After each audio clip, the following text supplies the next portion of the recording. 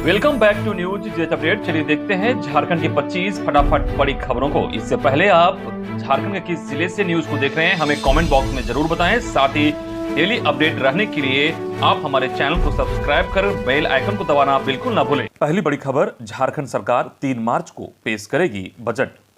झारखंड सरकार का बजट 3 मार्च को पेश किया जाएगा। नए वित्तीय वर्ष 2023-24 के लिए बजट बनाने के लिए तैयारी शुरू हो गई है। इस साल आम लोगों के जीवन स्तर उठाने के लिए राज्य सरकार कई लोक लुभावन सौगात के साथ बजट पेश करने की तैयारी कर रही है। जानकारी के मुताबिक बजट पर 2024 में होने वाले चुनाव की झलक देखने को मिलेगी। गरीबी हटाने और बेरोजगारी को कम करने के लिए सरकार बजट में कई प्रावधान करने जा रही है। बजट को लेकर आम लोगों का भी सुझाव मांगा गया है। मुख्यमंत्री हेमंत सोरेन ने बजट पोर्टल और मोबाइल ऐप का पिछले दिनों उद्घाटन कर झारखंड के आम नागरिकों से बजट 2023-24 से संबंधित सुझाव मांगा है। अगली बड़ी खबर, झारखंड में आज से बढ़ेगी ठंड। झारखंड के ऊपर छाए हल्के बादलों के छटते ही रविवार से सूबे में एक बार फिर ठंड बढ़ने के आसार हैं। आसमान के साफ होते ही सर्द हवाओं का भी प्रकोप बढ़ जाएगा। न्यूनतम तापमान में 2 से 3 डिग्री तक की गिरावट के कारण सुबह में कनकनी बढ़ जाएगी। इसका असर राज्य में 2 दिनों तक रहेगा। हालांकि मंगलवार से दोबारा मौसम के गर्म होने के संकेत हैं। अगली बड़ी खबर, जेपीएससी द्वारा ली गई सीमित परीक्षा 18 साल में पूरी, रिजल्ट जारी। झारखंड लोक सेवा आयोग ने प्रथम उपसमाहर्ता प्रतियोगिता परीक्षा का शनिवार को रिजल्ट जारी कर दिया। 18 साल पहले 2005 में इसका विज्ञापन निकाला गया था। 50 सीटों के लिए आयोजित परीक्षा में 50 अभ्यर्थियों का चयन किया गया है। प्रथम उपसमाहर्ता समिति परीक्षा में राजेश कुमार स्टेट टॉपर हुए हैं, जबकि मनोज कुमार गोप सेकेंड और मुकेश कुमार थर्ड टॉपर हुए हैं।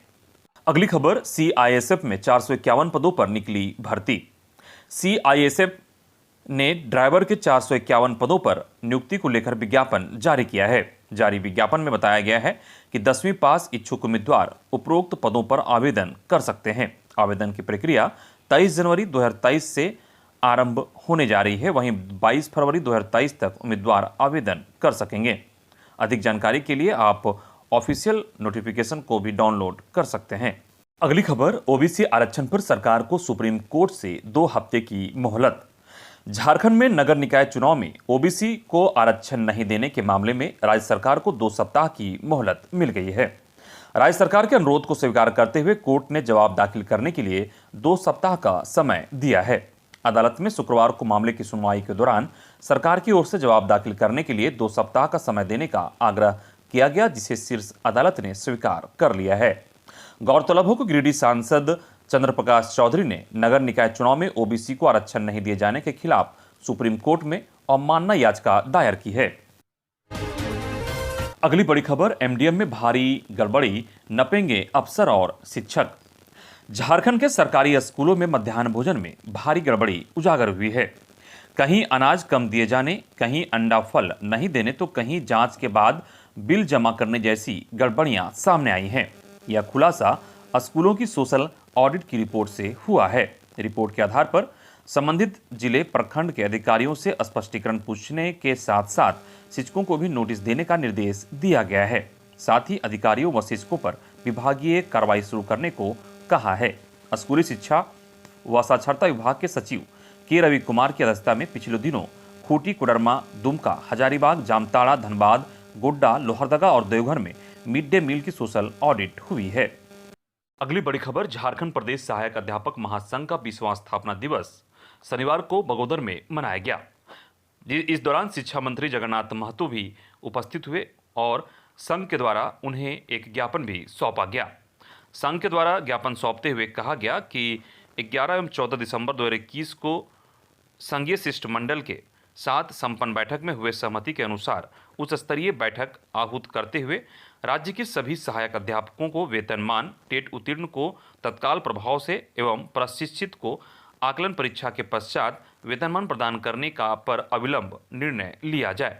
वहीं सहायक अध्यापकों को ईपीएफ से जोड़ने, अनुकंपा के वर्तमान प्रावधान को शिथिल करने, टेट विसंगति को दूर करने एवं सीटेट को जेटेट के समक्ष मान्यता प्रदान करने संबंधित अविलंब निर्णय लेने का भी प्रस्ताव मंत्री को सौंपा गया है।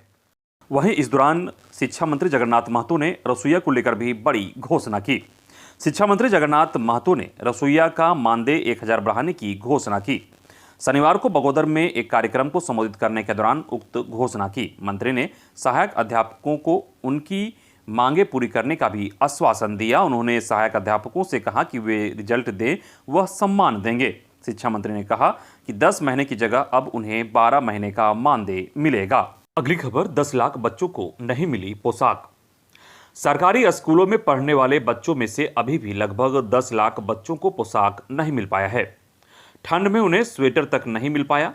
पिछले दिनों हुई समीक्षा बैठक में यह बात सामने आई थी कि लक्ष्य के विरुद्ध लगभग 73% बच्चों को ही इसका लाभ मिल पाया है। कुल 38,29,000 बच्चों में से अभी तक 27,87,000 बच्चों को ही पोशाक मद की राशि मिल पाई है। राज्य सरकार ने चालू वित्तीय वर्ष में समग्र शिक्षा अभियान के तहत 36,78,000 राज्य बजट से 1,51,000 APL बच्चों को पोशाक उपलब्ध कराने का लक्ष्य रखा था, लेकिन अभी तक कुल 27,88,000 बच्चों को ही पोशाक की राशि उपलब्ध हो पाई है। इधर हजारीबाग से जिला शिक्षा अधीक्षक कार्यालय का कारनामा, मृत शिक्षकों का होगा तबादला, बर्खास्त करेंगे नौकरी। जानकारी के मुताबिक हजारीबाग जिले के मध्य व प्राथमिक विद्यालयों में छात्र अनुपात के आधार पर शिक्षकों का युक्तिकरण होना है। इसके तहत उन विद्यालयों से शिक्षक हटाए जाएंगे जहां छात्र अनुपात से ज्यादा हैं। पिछले 3 माह से विभाग द्वारा सूची तैयार की जा रही थी। जनवरी में सूची भी प्रकाशित कर दी गई, परंतु सूची में मृत शिक्षकों का भी युक्तिकरण के तहत अस्थायीकरण होगा और बर्खास्त शिक्षक भी नौकरी करेंगे। अगली बड़ी खबर, इंटरनेशनल T20 मैच भारत और न्यूजीलैंड के बीच रांची में 27 जनवरी को, जिसका रेड चार्ट शनिवार को झारखंड स्टेट क्रिकेट एसोसिएशन द्वारा जारी कर दिया गया है। रांची के JSCA इंटरनेशनल स्टेडियम में 27 जनवरी को भारत न्यूजीलैंड के बीच T20 सीरीज का पहला मुकाबला खेला जाएगा।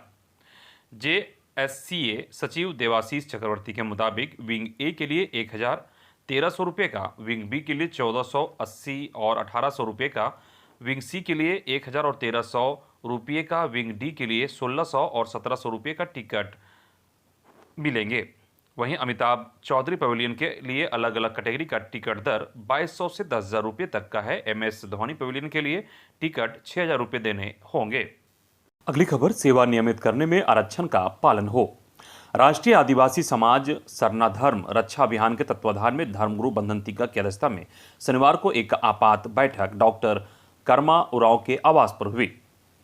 इसमें विभिन्न मसलों पर विचार विमर्श किया गया। विभिन्न सरकारी विभागों, अनुमंडलों, जिला, प्रखंड स्तर पर नियुक्त हजारों अनुबंध कर्मियों की सेवा नियमित करने में आरक्षण रोस्टर का पालन नहीं होने पर आंदोलन की चेतावनी दी गई। विभिन्न आदिवासी सामाजिक संगठन, राजीव पाढ़ा सरना धर्म प्रार्थना सभा, केंद्रीय सरना समिति, झारखंड आदिवासी संयुक्त मोर्चा, राष्ट्रीय आदिवासी छात्र संघ, सरना धर्म सोतो समिति खूंटी, केंद्रीय सरना संघर्ष समिति रांची सहित अन्य संगठनों ने कहा कि संविधान नियुक्ति में ST/SC के आरक्षण उल्लंघन बर्दाश्त नहीं किया जाएगा। अगली बड़ी खबर, शराब पीने वालों के लिए खुशखबरी, झारखंड में शराब के मूल्य को किया गया कम। शराब पीने वालों के लिए एक अच्छी खबर है। नए साल के पहले महीने में ही Jharkhand state beverage corporation limited ने डिपो प्राइस में कमी की है। उत्पाद एवं मद्य निषेध विभाग द्वारा इस संबंध में निर्देश भी जारी कर दिया गया है। दुकानों में अब नई दर पर शराब की बिक्री होगी। छोटी बोतल की कीमत में 20 रुपये तक की कमी आई है। वहीं 210 रुपये की बोतल वाली कीमत शराब अब 190 में ही मिलेगी। वहीं फुल बोतल की कीमत में 80 रुपये तक की कमी की गई है। अगली खबर, ATS ने रवि प्रजापति को 150 कारतूस के साथ कोडरमा से दबोचा। वह भाकपा माओवादियों को ये कारतूस सप्लाई करने जा रहा था। गुप्त सूचना के आधार पर ATS ने उसे धर दबोचा। वहीं बड़कागांव में ट्रेलर की चपेट में आने से युवक की मौत, 20 घंटे तक सड़क जाम रहा। इधर धनबाद में मकर संक्रांति पर बराकर नदी में भक्तों की भीड़ उमड़ी। अगली खबर, रेलवे कराएगी भगवान राम से जुड़े धार्मिक स्थलों की यात्रा। भगवान के लिए 24 महीने तक की EMI का ऑप्शन। भारतीय रेलवे भगवान राम से जुड़े धार्मिक स्थलों की यात्रा कराने जा रही है। 17 फरवरी से इस 7 दिवसीय विशेष यात्रा की शुरुआत होगी। रेलवे के अनुसार भारत गौरव टूरिस्ट ट्रेन भारत और नेपाल के 2 सबसे महत्वपूर्ण तीर्थ स्थलों को कवर करते हुए 7 दिन की विशेष यात्रा शुरू करेगी। श्री राम जानकी यात्रा रूट के तहत ट्रेन उत्तर प्रदेश के अयोध्या से नेपाल के जनकपुर तक चलेगी। इस ट्रेन में नंदीग्राम, सीतामढ़ी, काशी और प्रयागराज की यात्रा भी कराई जाएगी। इधर रातू थाना के पुलिस के साथ धक्का मुक्की, 2 दारोगा को लगी चोट, कई लोगों को भेजा जेल। राजधानी रांची के रातू थाना क्षेत्र में बंधन बैंक महिला कर्मी से लूटकांड में पुलिस ने लूट का टैब बरामद कर लिया है। लूट का टैब रातू थाना क्षेत्र के झकरा टांड के रहने वाले शिवचरण साहू और उसके पुत्र कृष्णा साहू के घर से बरामद किया गया, जिसके बाद पुलिस उन्हें पूछताछ के लिए थाने ले गई। जिसके बाद भाजपा मंडल अध्यक्ष रुपेश महतो समेत कई लोग थाना पहुंचे और पुलिस के साथ धक्का मुक्की कर आरोपी को छुड़ाने का भरसक प्रयास किया। इधर मुंबई पुलिस ने साहेबगंज के राधानगर इलाके में की छापेमारी। साहेबगंज के राधानगर इलाके में मुंबई पुलिस ने एक बड़ी चोरी के मामले में छापेमारी कर 2 आरोपियों को गिरफ्तार कर लिया है। पुलिस दोनों आरोपियों को रिमांड पर लेकर गहन पूछताछ कर रही है। आरोपियों ने मुंबई में चोरी की बड़ी वारदात को अंजाम दिया था।